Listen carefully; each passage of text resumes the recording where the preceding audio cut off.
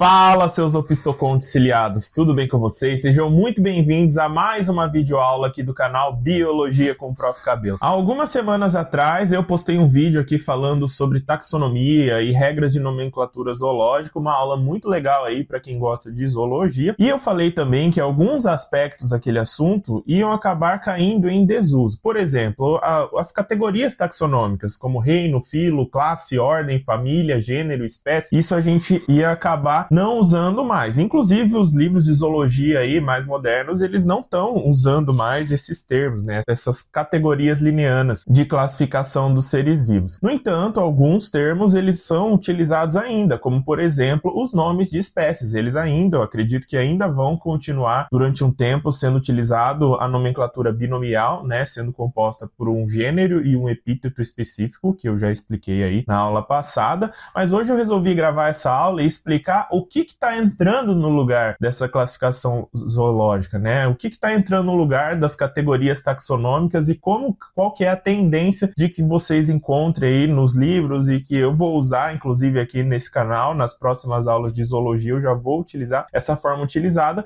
que é a forma cladística ou a sistemática filogenética. Então, se você já gostou desse assunto, se esse assunto é o que você está procurando, não pensa duas vezes, já se inscreve aqui no canal, porque eu vou trazer muito conteúdo desse tipo. Já deixa o like, porque isso é muito importante. Vocês não imaginam o trabalho que dá para montar esse tipo de conteúdo e eu entrego tudo aqui de graça. Então, um like acaba não custando nada perto do valor que tem o conteúdo que eu trago aqui para vocês. E se vocês quiserem mais conteúdo de biologia, além desses que vocês encontram aqui no YouTube, me sigam também no Instagram pelo @cabelo_thiago ou do meu Instagram focado em biologia marinha, @projetoéfera. Tenho certeza que lá vocês vão encontrar conteúdo bem legal também. Mas vamos ao que interessa, né? Vamos falar sobre o nosso assunto principal aqui. Quando eu ensinei aí para vocês já as categorias taxonômicas baseado ali na sistemática lineana, reino, filo, classe, ordem, família, gênero, espécie, tudo isso parece muito didático e sim, eu concordo com vocês.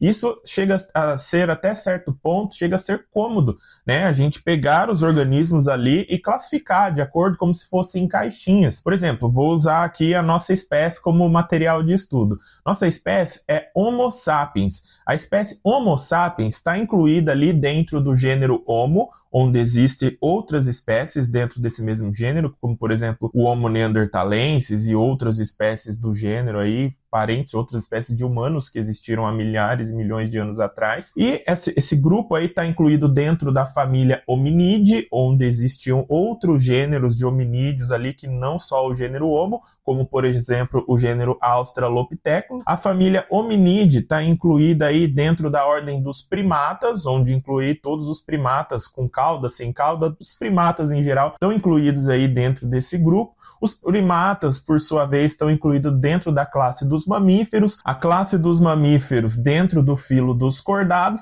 e o filo dos cordados dentro do reino animal. Tudo isso é muito didático, muito cômodo. No entanto, quando Linneu criou o sistema Nature, né, onde ele descreveu todas essas regras de classificação dos seres vivos, ainda não tinha se difundido muito bem a teoria da evolução. Portanto, a gente considera que as regras lineanas de classificação zoológica, a gente considera que elas são fixistas, ou seja, Homo sapiens sempre foi Homo sapiens, tartaruga sempre foi tartaruga, peixe sempre foi peixe, caranguejo sempre foi caranguejo e assim por diante. Não se tinha difundido ainda as teorias evolutivas. Então nós dizemos que essas regras lineanas elas são fixistas. No entanto, depois que Charles Darwin expôs ali a teoria da evolução, muita coisa foi mudando ao longo do tempo. E uma vez que a evolução ela se tornou amplamente aceita perante os biólogos, esse sistema Nature, ele passou a ser um pouco incômodo quando se fala na classificação dos seres vivos. Por exemplo, se nós pegarmos um táxon aí qualquer, vamos pensar num animal qualquer, um camarão de água doce do gênero Macrobrachium. O gênero Macrobrachium, ele possui aí mais de 220 espécies, tudo dentro desse gênero, né? E está incluído dentro da família Palemonidae, família aí de camarões.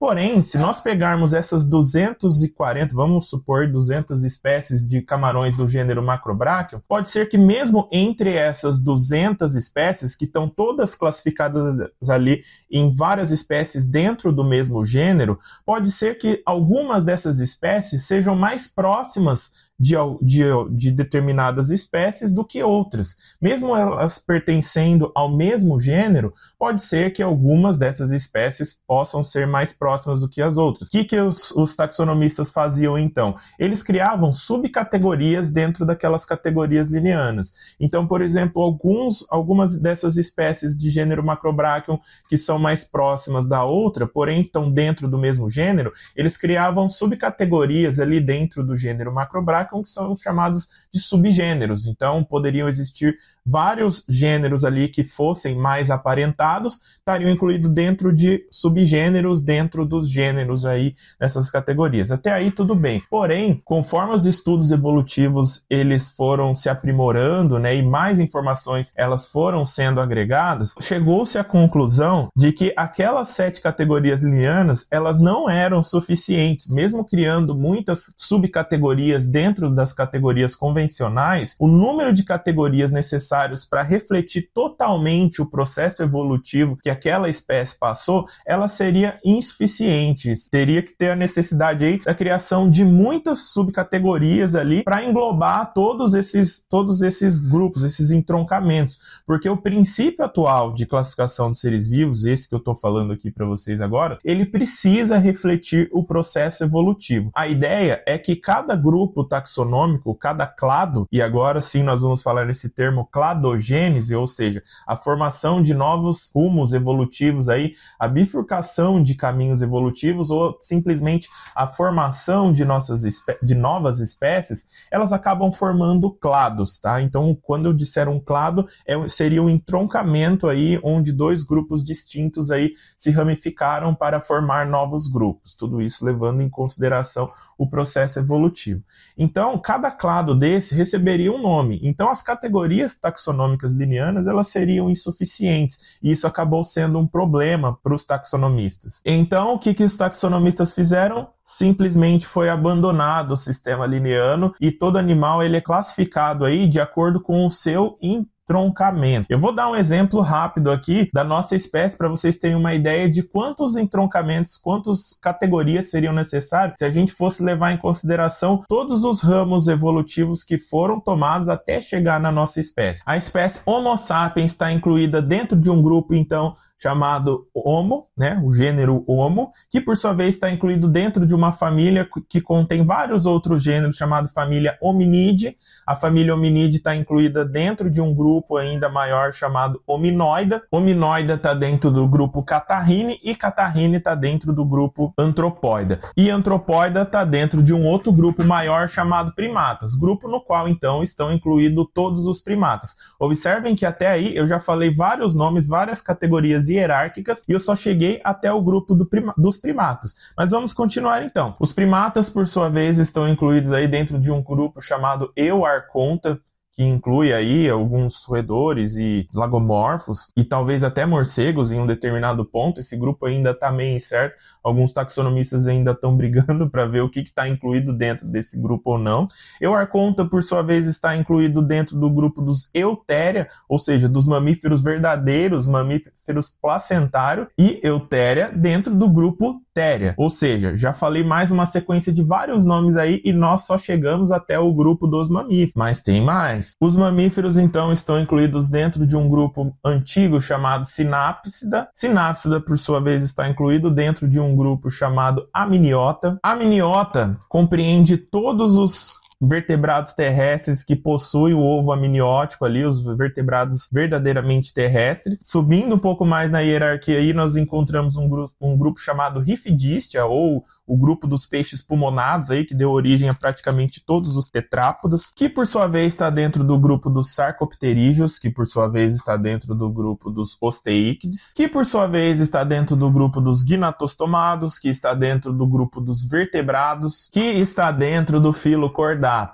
Nossa, até aí agora já falei vários nomes aí e nós chegamos até a categoria de filo. E aí vocês podem falar assim, mas depois do filo então vem reino e pronto, acabou. Não, até mesmo os 36 filos que nós estudamos aqui na zoologia, em torno de 36, né? Isso varia um pouco de autor para autor. Até mesmo esses filos, eles estão agrupados de acordo com a proximidade. Então, nem mesmo os filos, eles são categorias equiparáveis. Existem filos mais próximos uns do que os outros. O filo cordado, dos cordados, então, o filo cordata, que eu parei na nossa classificação, ele está dentro de um dos grupos aí chamado deuterostômio. Então, um grupo de filos aí, cujo desenvolvimento embrionário obedece o padrão deuterostômio, que por sua vez está dentro de um outro agrupamento chamado bilatéria, que por sua vez está dentro do grupo Eumetazoa. Olha só, então agora chegamos até a categoria que define todos os animais. Dá para ter categoria mais acima ainda? Com certeza. Os animais Eumetazoa compartilham características comuns aí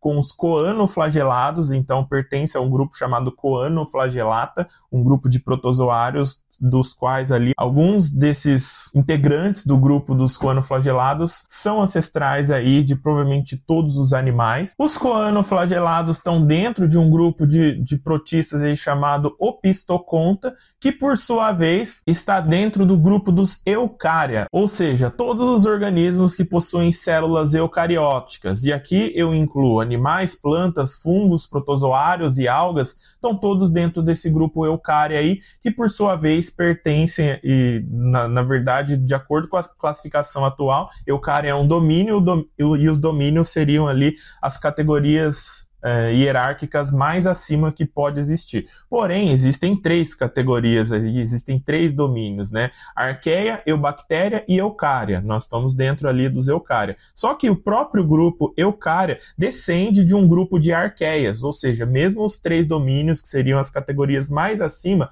existe uma relação de proximidade diferente entre os grupos. Mas isso é um assunto para outro vídeo, se vocês quiserem, comenta aí, que eu posso fazer um vídeo falando especificamente só sobre a nossa classificação e falando algumas coisas sobre todos esses grupos que eu falei. Percebam que eu falei aí algo em torno de 25, 26 categorias. Imagina se eu fosse colocar nome em tudo isso, né? Então, domínio, subdomínio, reino, filo, subfilo, classe, subclasse, superordem, infraordem. Ia ter que cunhar um monte de categorias taxonômicas se eu fosse encaixar tudo isso lá nas categorias linneanas. Isso fica inviável do ponto de vista taxonômico. Então, os taxonomistas hoje em dia e os livros, eles já não trazem mais os termos filo tal, ou então subfilo vertebrada. Não, eles simplesmente falam vertebrados sarcopterígeos, ou aminiotas eutérios, ou seja, mamíferos. Então hoje se fala no nome da categoria,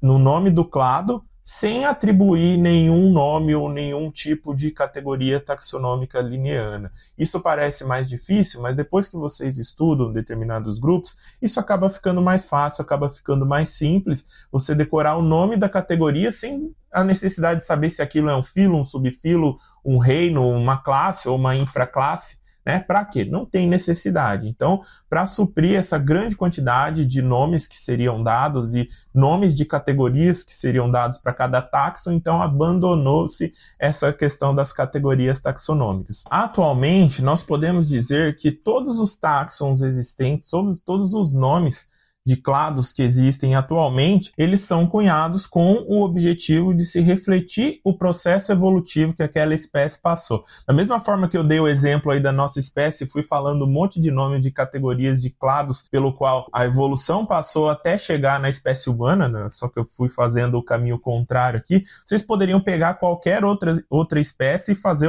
a mesma coisa aí, que vocês iriam chegar a uma quantidade infinita aí de nomes. Comenta aí se alguém fez esse exercício aí, pega alguma outra espécie de algum animal e tenta ir colocando os nomes dos clados pelo qual essa espécie passou, vocês vão ver que a quantidade é muito grande. Eu mesmo, para fazer essa da espécie humana aí, eu usei pelo menos 3 livros diferentes. E agora eu quero saber de você. Se você acha que essa forma cladística ela é mais prática, comenta aí que eu quero saber. Agora, se você não, eu acho que a forma linneana é mais usual, ela é mais prática na hora de classificar os seres vivos. Comenta aí que eu quero saber. Eu não estou aqui para bater o martelo em nada, eu quero saber a opinião de vocês, eu só estou aqui para ensinar as coisas que existem. Beleza, gente? Espero que tenha ficado claro aí para todo mundo. Um abraço e até o próximo vídeo.